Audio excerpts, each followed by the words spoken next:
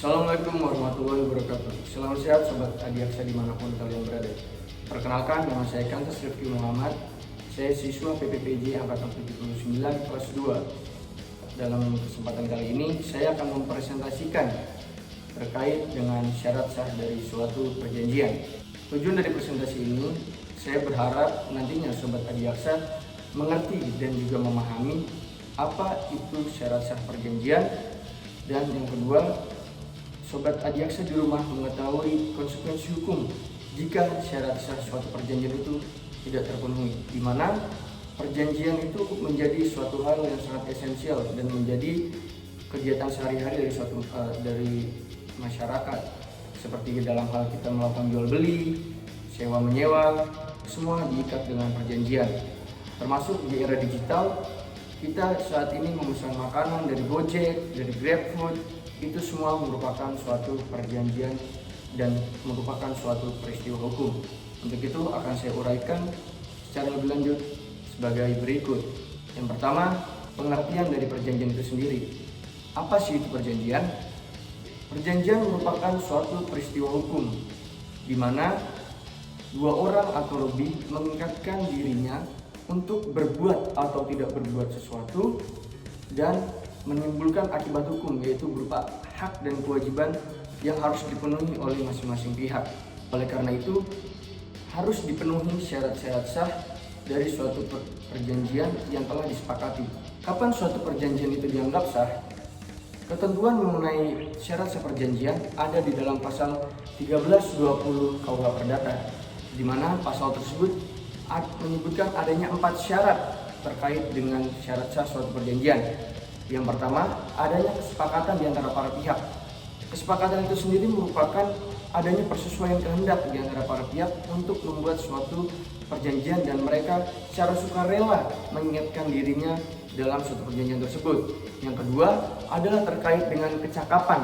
Kecakapan sendiri adalah merupakan suatu hal yang subjektif, di mana seseorang itu dianggap cakap menurut hukum dan oleh karenanya mampu bertanggung jawab secara hukum, di mana di dalam pasal 1330 KUH Perdata disebutkan bahwa orang yang cakap adalah orang yang sudah mencapai umur 21 tahun. Lalu yang ketiga adalah perjanjian tersebut mengandung adanya suatu hal tertentu, yaitu adanya sesuatu objek yang diperjanjikan.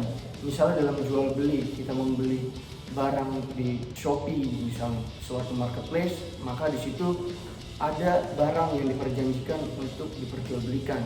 Lalu yang terakhir adalah suatu sebab yang halal, di mana dalam perjanjian tersebut tidak boleh bertentangan dengan undang-undang.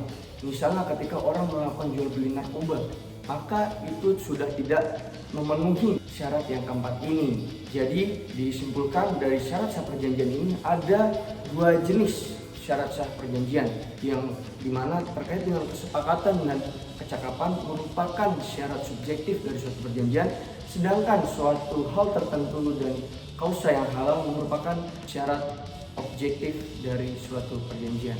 Apa konsekuensinya ketika syarat sah perjanjian itu tidak terpenuhi? Hal ini dapat dilihat dari jenis dari perjanjian tersebut. Ketika syarat sah yang tidak terpenuhi adalah syarat subjektifnya, maka konsekuensinya perjanjian tersebut dapat dibatalkan. Artinya perjanjian tersebut tidak serta-merta batal ketika antara adanya kesepakatan dan kecakapan itu tidak terpenuhi. Namun ketika syarat objektif yang dilanggar, maka perjanjian itu batal demi hukum. Konsekuensinya adalah perjanjian itu dianggap tidak pernah ada. Jadi sobat-sobat Adiaksa sekalian, dalam membuat perjanjian harus kita memperhatikan dengan seksama terkait dengan 4 syarat perjanjian tersebut. Dan juga jika kita melakukan suatu perjanjian, harus melihat unsur-unsur lain yang dapat membuat perjanjian tersebut tidak sah atau batal.